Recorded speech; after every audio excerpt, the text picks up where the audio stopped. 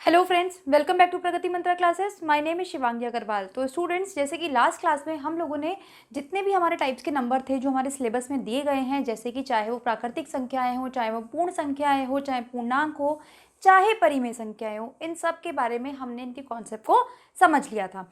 आज हम लोग क्या देखने वाले हैं? आज हम देखने वाले हैं, अगर इन नंबर्स को हमें नंबर्स लाइन पे रिप्रेजेंट करने के लिए बोल दिया जाए, मतलब अगर जैसे कि मान लो मुझे -5 दे दिया जाए और पूछा जाए कि -5 जो है वो नंबर लाइन पे कहाँ पर आएगा, ठीक है, लोकेट करने के लिए हमें बोल दिया जाए किसी पॉइंट को, किसी नंबर को, तो हम उसको कैसे लोकेट करते हैं, ठीक है, इस चीज़ के बारे में हम सीखेंगे।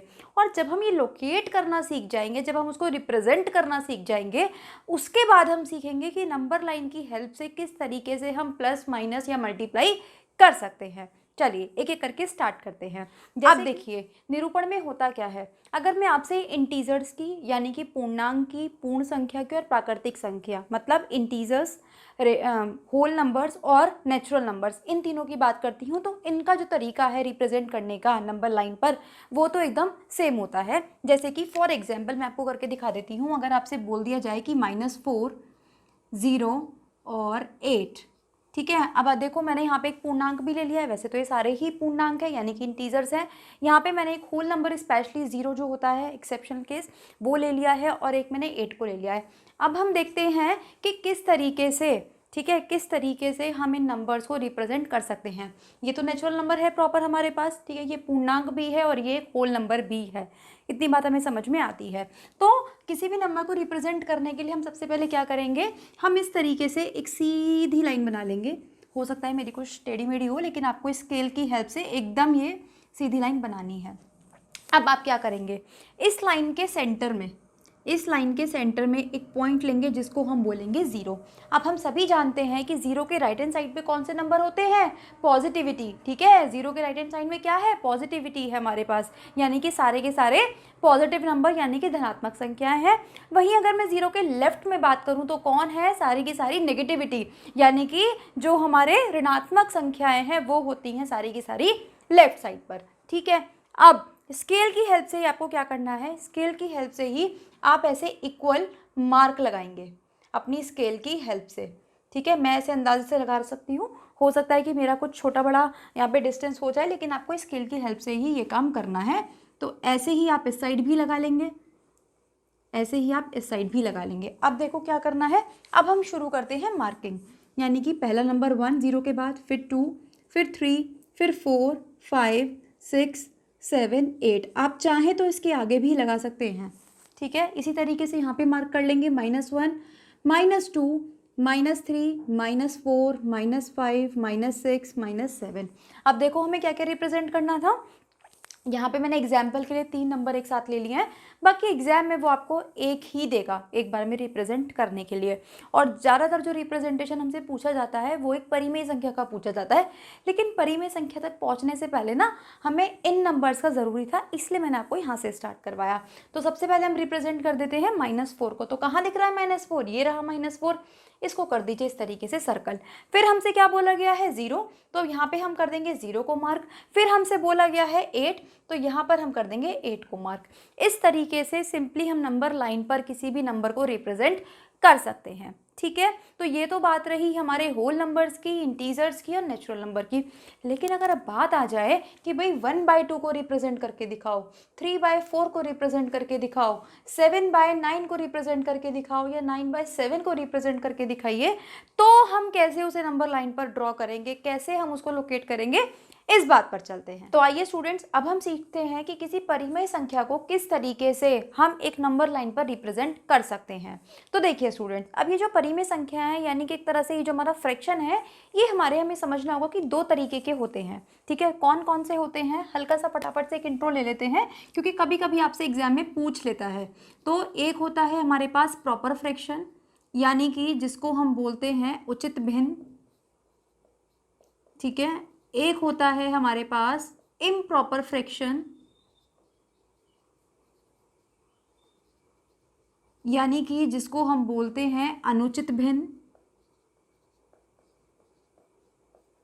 और तीसरा होता है हमारे पास मिक्स्ड फ्रैक्शन, मिक्स्ड फ्रैक्शन, जिसको हम बोलते हैं मिश्रित भिन्न,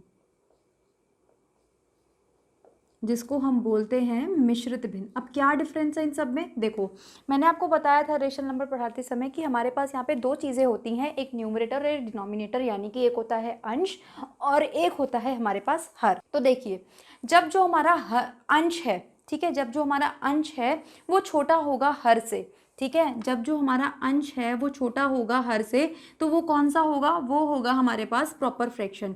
यानी कि जो ऊपर वाली संख्या है स्टूडेंट्स, जब वो छोटी होगी हमारी नीचे वाली संख्या से, तब होगा उचित भिन्न। वहीं इसका उल्टा केस कि जब हमारा न्यूमरेटर बड़ा होगा डिनोमिनेटर से, यानी कि जब अंश हमारा बड़ा होगा किससे? हर से, तब होगा ये अनुचित भिन्न, ठीक है। और हम बात कर लेते हैं मिक्स फ्रैक्शन की। तो ध्यान रखना, ये जो इम्प्रॉपर और मिक्स फ्रैक्शन होते हैं, इन दोनों को हम एक दूसरे में कन्वर्ट कर सकते हैं। तो अब इसका क्या मतलब है कि हम एक दूसरे को कन्वर्ट कर सकते हैं? देखो कैसे। जैसे कि अगर मैं इस भिन्न का एग्जाम्पल ले लेती हूँ यहाँ पे 9/7, ठीक है। तो आप लोगों ने देखा होगा, हमने बचपन में एक चीज़ सीखी थी कि अगर मैं इसको डिवाइड कर दूँ तो 7 1 जा 7, ये आ जाएगा 2, यानी कि मैं 9/7 को यहाँ पे लिख सकती हूँ 7 1 2। तो 7 1 जा 7 प्लस 2 9/7, यानी कि देखो ये क्या है हमारे पास? एक इम्प्रॉपर फ्रैक्शन, यानी कि अनुचित भिन्न है, और इसको मैंने किस में कन्वर्ट कर दिया? मिश्रित भिन्न में। सेम टू सेम अगर क्वेश्चन में हमें इस तरीके से दे रखा हो तो हम उसको किस में? अनुचित भिन्न में कन्वर्ट कर सकते हैं। तो इससे हमें ये पता चलता है कि एक अनुचित भिन्न को हम मिश्रित में कन्वर्ट कर सकते हैं और एक मिश्रित को हम अनुचित में कन्वर्ट कर सकते हैं। जबकि इसके साथ, यानी कि जो उचित भिन्न है, यानी कि 1/2 हो गया, 3/4 हो गया, 7/9 हो गया, जहाँ पे हमारा अंश जो है वो छोटा होता है, उसमें हम इस तरीके का कोई चेंज नहीं कर सकते। इतनी बात हमें समझ में आनी चाहिए। अब बात आती है कि आखिर मैंने ये रिप्रेजेंट कराने से पहले ये आपको चीज़ें क्यों बताई, क्या रेलेवेंट है हमारा इसके क्वेश्चन में? तो देखो, हमारा रेलेवेंट क्या है। देखिए, जब भी हमारा प्रॉपर फ्रैक्शन होगा, जब भी हमारा प्रॉपर फ्रैक्शन होगा, तो वो किसके बीच में लाई करेगा?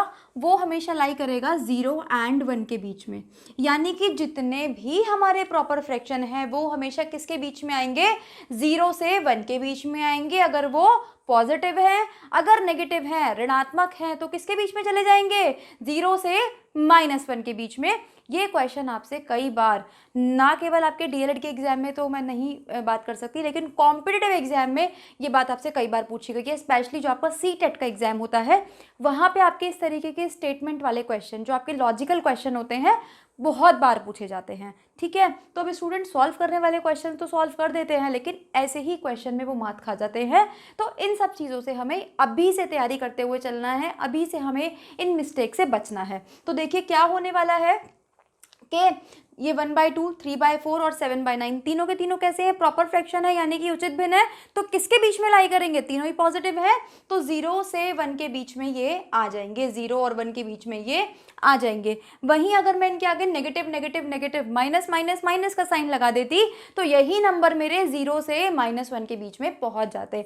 आई थिंक इतनी बात अब हमें समझ में आती है। चलो अब इसको हम रिप्रेजेंट करना शुरू करते हैं कि कैसे रिप्रेजेंट करना है। कि मैम इतनी सारी कहानी तो हमें बता दी, ये होता है वो होता है, लेकिन रिप्रेजेंट कैसे करते हैं? तो चलिए फटाफट से उसे सीखते हैं। तो वही काम फिर से हमें करना है। यहाँ पर हम 0 मार्क कर देंगे, ठीक है, और यहाँ पर मैं ले लेती हूँ 1, यहाँ पर मैं ले लेती हूँ 2।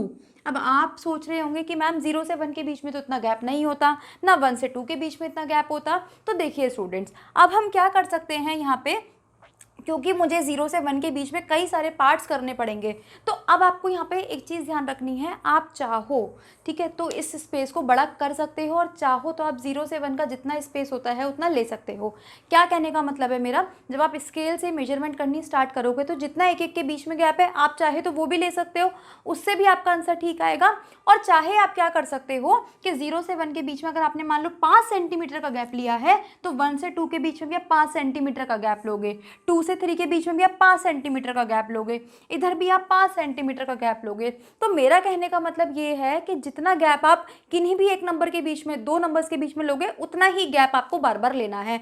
आप ऐसे नहीं कर सकते कि यहाँ पे तो आपने 5 सेंटीमीटर का ले लिया, यहाँ पे आपने 1 का ले लिया कि भाई यहाँ पे तो हमें बनाना है, चलो उसको बड़ा कर देते हैं और बाकी सबको छोटा। तो ये काम आप नहीं कर सकते। ध्यान रखिएगा, दो नंबर्स के बीच का गैप आपका हमेशा सेम होना चाहिए। इस चीज़ का हमें ध्यान रखना है जब भी हम किसी नंबर को रिप्रेजेंट करते हैं, जब भी हम नंबर लाइन बनाते हैं। तो देखो अब क्या करना है, जैसे कि मैं सबसे पहले आपको दिखाने जा रही हूँ कि 1/2 को हम किस तरीके से रिप्रेजेंट कर सकते हैं। तो जब भी हम किसी परिमेय संख्या को, रेशनल नंबर को रिप्रेजेंट करने जाते हैं, निरूपित करने जाते हैं, तो हमें क्या करना है, सबसे पहले हमें देखना है इसका डिनोमिनेटर वाला पार्ट, यानी कि इसका हर वाला भाग हमें यहाँ पे देखना होता है। हर में कितने पार्ट हैं, हर में है हमारे 2, यानी कि 0 से लेके 1 तक हमें कितने हिस्से करने पड़ेंगे, हमें इसके 2 हिस्से, 2 पार्ट करने पड़ेंगे। अब मैंने 0 से 1 के क्यों किए हैं, क्योंकि मैम अभी अभी आपने हमें बताया कि ये क्या है, एक प्रॉपर फ्रैक्शन है, एक उचित भिन्न है, तो ये किसके बीच में आएगा, 0 से 1 के बीच में आएगा। तो बहुत बढ़िया, यही चीज़ बस हमें याद रखनी है यहाँ पे कि अगर ये प्रॉपर है, अगर ये उचित भिन्न है तो 0 से 1 के बीच में आएगा, और पॉजिटिव है तो इसलिए भी ये 0 से 1 के बीच में आ रहा है। दोनों ही कंडीशन फुलफिल होनी चाहिए यहाँ पे आने के लिए इसको बीच में। अब हम क्या करेंगे, इसके 2 हिस्से करेंगे। तो 2 हिस्से करने के लिए मुझे क्या करना पड़ेगा, इसके सेंटर में, 0 से 1 के सेंटर में एक इस तरीके से निशान लगाना पड़ेगा। तो आप देखो इसके 2 हिस्से हो चुके हैं, ठीक है, बराबर बराबर। ये भी आपको काम स्केल के हेल्प से ही करना है, अपने एग्जाम में एग्जैक्ट इक्वल होने चाहिए ये हिस्से।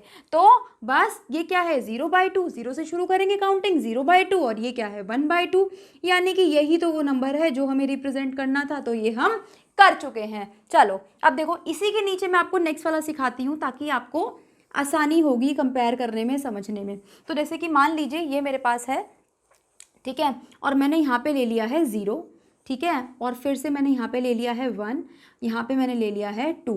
हमें किसको रिप्रेजेंट करना है, हमें रिप्रेजेंट करना है 3/4 को। तो सबसे पहले क्या चेक करेंगे, साइन, साइन कैसा है, पॉजिटिव, यानी कि कहाँ पे आएगा, राइट हैंड साइड में आएगा।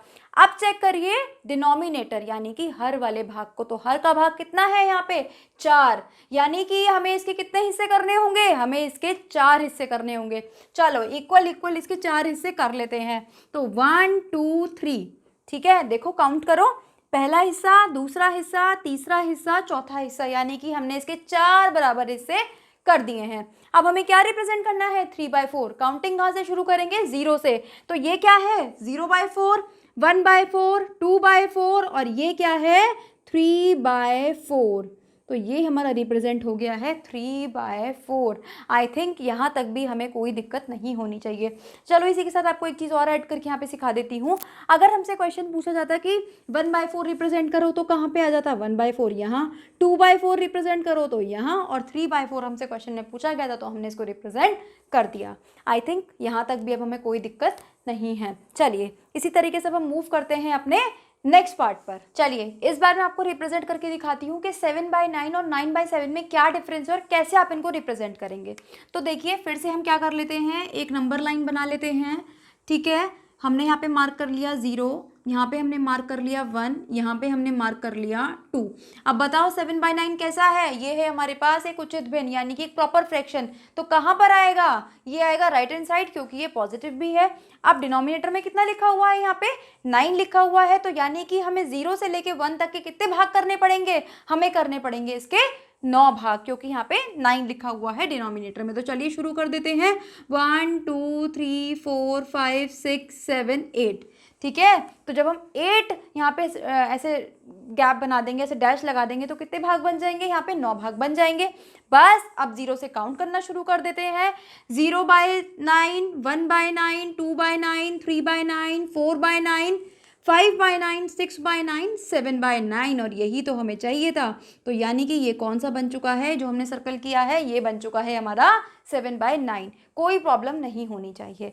अब देखो, अब हम देखते हैं कि आखिर अगर हमारे पास एक इम्प्रॉपर फ्रैक्शन आ जाए, अनुचित भिन्न आ जाए, तब हम कैसे करेंगे। तो सबसे पहले वही काम करना है, इसको हम कन्वर्ट कर लेंगे। कन्वर्ट करके मैंने आपको दिखाया था, ये आपका आ जाएगा 1 2/7, 1 2/7।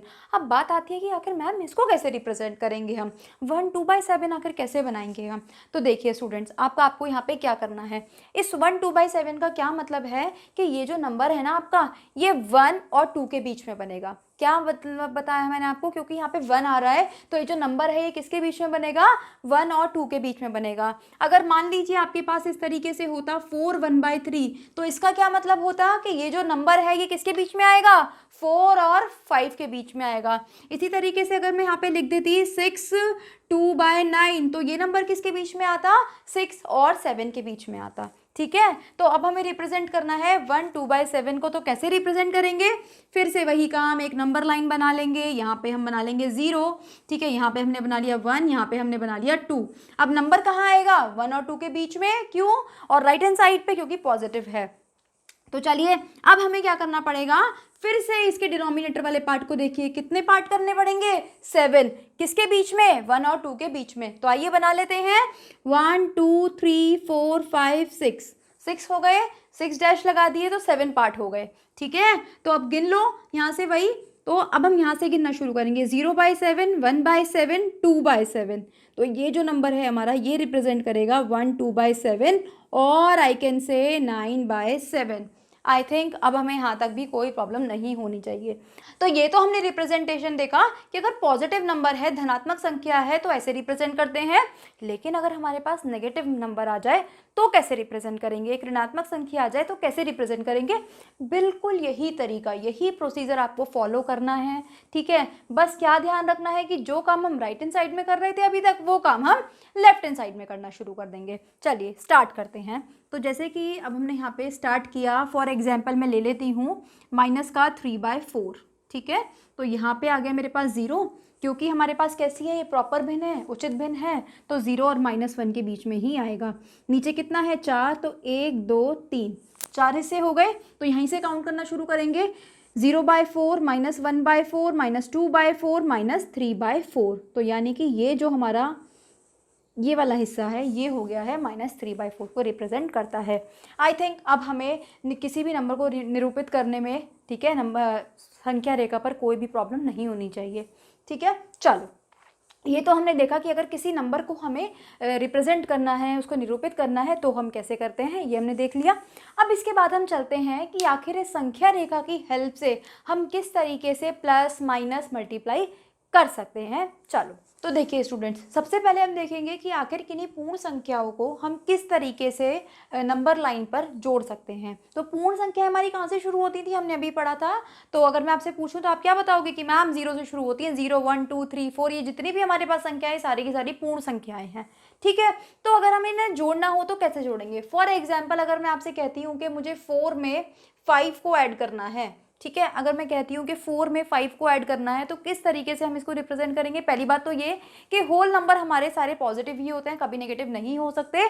तो हमें केवल किसकी बात करनी है, 0 के राइट हैंड साइड की पॉजिटिविटी की बात करेंगे। यहाँ पे हमारी नेगेटिविटी का कोई भी काम नहीं है। तो क्या करेंगे, मान लीजिए मैंने यहाँ पे 0 बना लिया, ठीक है, 1 2 3 4 5 6 7 8 9 और बना लेते हैं, तो ये हो जाएगा 10 11। ठीक है, अब क्या करना है, हमें 4 में 5 ऐड करना है। तो स्टार्ट कहाँ से करेंगे, ऑलरेडी हम कहाँ पे खड़े हुए हैं, हम खड़े हुए हैं 4 पे। ठीक है, हम कहाँ खड़े हुए हैं, 4 पे खड़े हुए हैं और हमें उसे 5 कदम आगे चलना है। ऑलरेडी हम कहाँ हैं, 4 पर, और कितना कदम आगे चलना है, हमें 5 कदम आगे चलना है। तो हम कहाँ हैं, हम हैं यहाँ। ठीक है, चलो कदम से कदम बढ़ाए जाते हैं, तो 1 2 3 4 5, तो फाइनली हम कहाँ पहुँच गए, हम पहुँच गए 9 पर। और हम जानते हैं कि 4 और 5 को हम जोड़ेंगे तो कितना आएगा, 9 आएगा। अब यहाँ पे आपको एक बात ध्यान रखनी है, अगर क्वेश्चन ये आता है आपके एग्जाम में तो आपको एरो लगाने हैं कि आप किस तरफ मूव कर रहे हैं, आप किस डायरेक्शन में चल रहे हैं, ये आपको ज़रूर बता के आना है। अब एक चीज़ को और ध्यान रखेंगे कि जब भी हम कोई नंबर्स को जोड़ते हैं, किन्हीं भी दो नंबर्स को जोड़ते हैं संख्या रेखा पर, तो किस तरफ चलेंगे, हमेशा हम चलेंगे हमेशा दाईं तरफ, हम चलेंगे हमेशा दाईं तरफ। फॉर एडिशन, जोड़ने के लिए हम चलेंगे हमेशा राइट साइड पर। ठीक है, मतलब अगर हमें किन्हीं भी दो लोगों को जोड़ना है, ठीक है, तो हमें सही सही रास्ता अपनाना चाहिए। ठीक है, झूठ नहीं बोलना चाहिए। ठीक, तो यही चीज़ है कि दो चीज़ें जुड़ रही हैं तो हम कहाँ जाएंगे, सीधी तरफ जाएंगे। वहीं अगर आप मान लीजिए आपसे क्वेश्चन पूछा जाता, ठीक है, अब देखो आपके मन में क्वेश्चन आ रहा होगा कि मैम अगर हम 4 + 5 कर रहे हैं तो 9 है, और 5 + 4 करते हैं तो भी 9 आता है। अब हमें वैसे तो पता है, लेकिन अगर नंबर लाइन पे आता तो हम कैसे करते। मान लो कि अगर अब क्वेश्चन होता हमारे पास कि 5 + 4 को हमें दिखाना है तो भी हम क्या करते। तो देखिए फिर से वही एक नंबर लाइन बना लो, यहाँ पे 0 1 2 3 4 5 6 7 8 9 10 11 12, ठीक है। तो 5 + 4 है, यानी कि ऑलरेडी हम कहाँ खड़े हैं, हम 5 पे खड़े हुए हैं। और हमें कितने कदम आगे जाना है, 4 कदम आगे जाना है, क्योंकि हमें जोड़ना है चीज़ों को। तो 1 2 3 4 कहाँ आ गए हम, 9 पर। तो आप चाहे 5 में 4 जोड़ो चाहे 4 में 5 जोड़ो, कोई फ़र्क उससे नहीं पड़ने वाला, ठीक है। आ गई बात समझ में। चलो ये तो हो गया एडिशन की, किस तरीके से हम एडिशन कर सकते हैं। इसी तरीके से अब हम देखते हैं कि सब्ट्रैक्शन, यानी कि अगर दो पूर्ण संख्याओं के माइनस करने की बात आती है तो हम कैसे करेंगे। तो अब देखिए स्टूडेंट्स, अगर हमें दो नंबर्स को माइनस करना हो तो हम कैसे करेंगे।